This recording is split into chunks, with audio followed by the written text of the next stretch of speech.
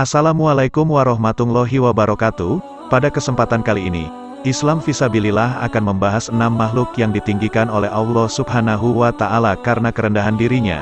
Tanpa berlama-lama, kita langsung saja ke kisahnya. Allah Subhanahu wa Ta'ala berfirman dalam Al-Quran, "Dan hamba-hamba Tuhan yang Maha Pengasih, yang berjalan di atas bumi dengan merendahkan diri, dan apabila orang jahil menyapa mereka, mereka mengucapkan kata-kata yang membuat keselamatan." Al-Quran Surat Al-Furqan ayat 63. Dalam ayat tersebut mengandung makna tentang tawadu atau rendah hati.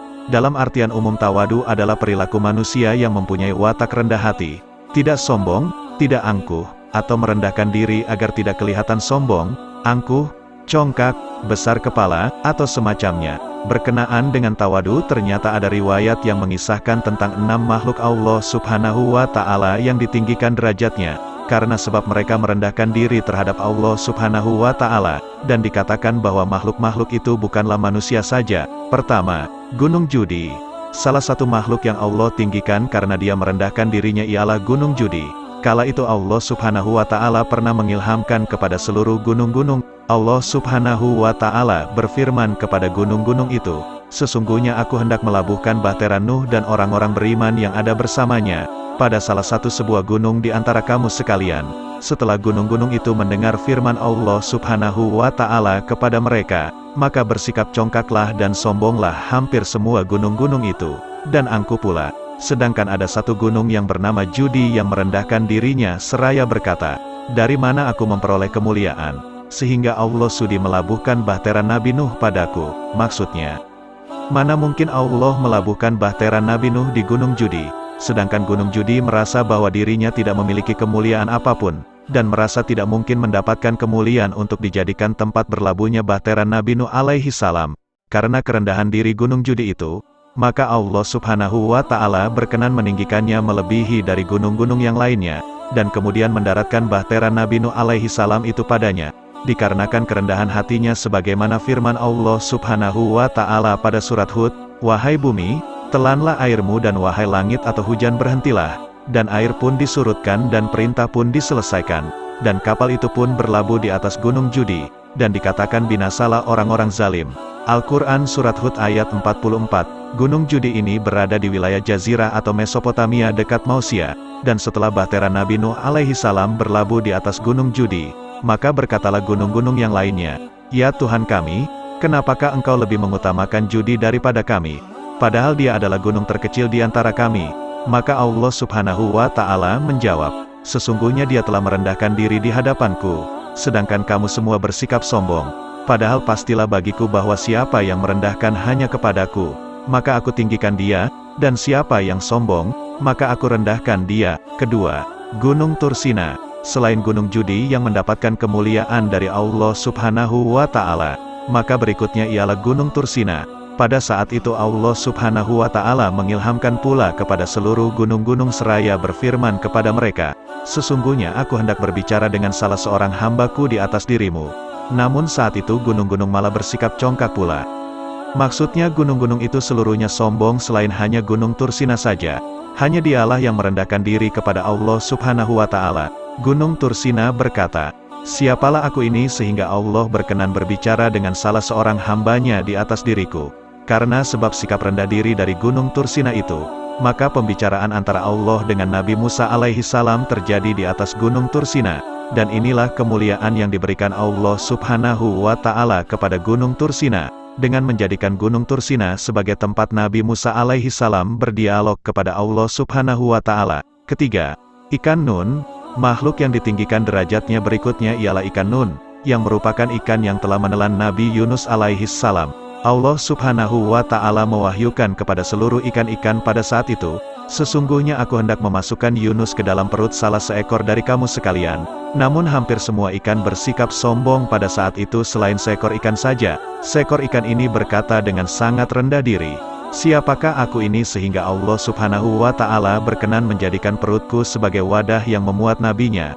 Maka Allah Subhanahu wa Ta'ala mengangkat derajat ikan yang merendahkan diri ini dan memuliakannya, dikarenakan kerendahan hatinya, dan ikan ini menurut riwayat bernama Ainun, yaitu ikan yang menelan Nabi Yunus alaihi salam selama 40 hari.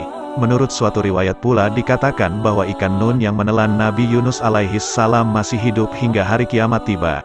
Hal ini berdasarkan firman Allah subhanahu wa ta'ala.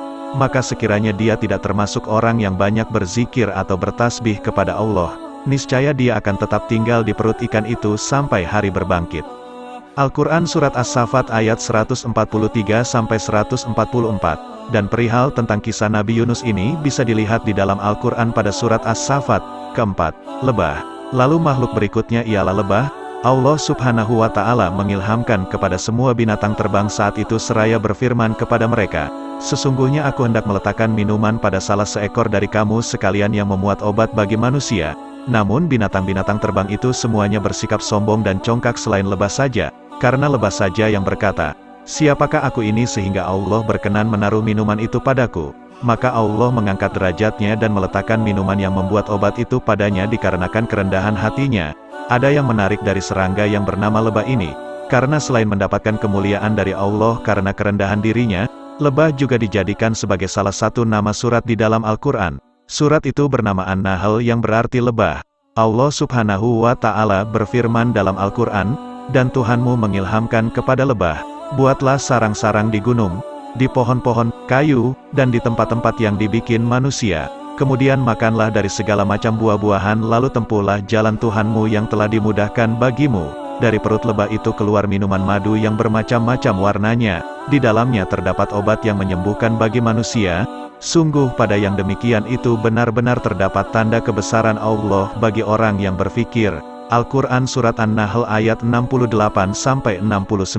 Kelima, Nabi Muhammad Sallallahu Alaihi Wasallam.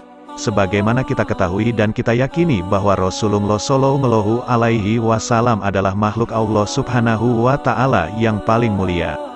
Beliau Sallallahu Alaihi Wasallam adalah penutup para nabi dan juga Rasul Allah Subhanahu wa Ta'ala. Beliau pun juga pemimpinnya para nabi dan para Rasul Allah Subhanahu wa Ta'ala. Beliau begitu mulia di sisi Allah dan di sisi makhluk karena beliau dimuliakan oleh Yang Maha Mulia. Dan tahukah kalian bahwa Allah SWT mengisahkan tentang salah satu sebab yang menjadikan Rasulullah Sallallahu Alaihi Wasallam mendapati kemuliaannya, mengungguli para nabi dan Rasul Allah lainnya, yaitu pernah suatu ketika Allah Subhanahu wa Ta'ala mengetes dengan bertanya kepada beberapa nabi Allah Subhanahu wa Ta'ala, mohonkan kepada Nabi Ibrahim alaihi salam seraya berfirman kepadanya, siapakah kamu? Lalu Nabi Ibrahim alaihi salam menjawab, aku adalah Al-Khalil, yaitu kekasih Allah. Kemudian Allah Subhanahu wa Ta'ala juga bertanya kepada Nabi Musa alaihi salam, siapakah kamu?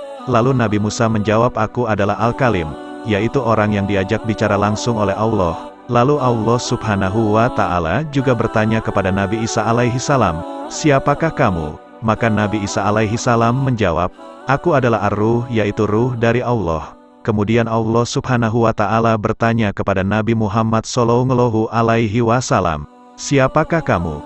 Maka Nabi Muhammad menjawab dengan sangat merendah, aku ini adalah anak yatim.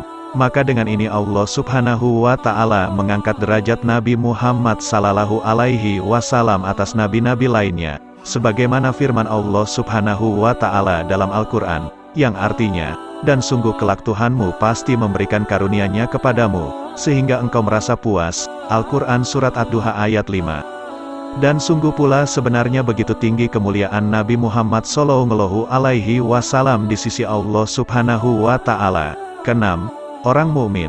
Lalu makhluk berikutnya ditinggikan derajatnya ialah orang mukmin yang merendahkan dirinya kepada Allah Subhanahu wa Ta'ala dengan bersujud dan mengesahkannya, maka mereka pun dimuliakan Allah dengan dilapangkan dadanya oleh Allah Subhanahu wa Ta'ala untuk menerima Islam, lalu senantiasa mendapat cahaya dari Tuhannya. Maka sungguh beruntunglah orang-orang menyatakan dirinya sebagai Muslim, lalu mereka benar-benar beriman kepada Allah dan Rasul-Nya dengan keinginan yang sungguh-sungguh, karena balasan bagi orang yang benar-benar beriman kepada Allah ialah kebaikan dan surganya. Itulah 6 makhluk yang ditinggikan derajatnya oleh Allah karena mereka merendahkan dirinya di depan Allah Subhanahu wa Ta'ala. Semoga kita termasuk ke dalam golongan hamba-hambanya yang rendah hati, sehingga keselamatan bisa kita dapatkan di dunia dan di akhirat. Wallahu a'lam bishawab. Alhamdulillah saudara seiman, semoga kisah ini dapat menambah ilmu dan menambah ketakwaan kita kepada Allah Subhanahu wa Ta'ala. Assalamualaikum warahmatullahi wabarakatuh.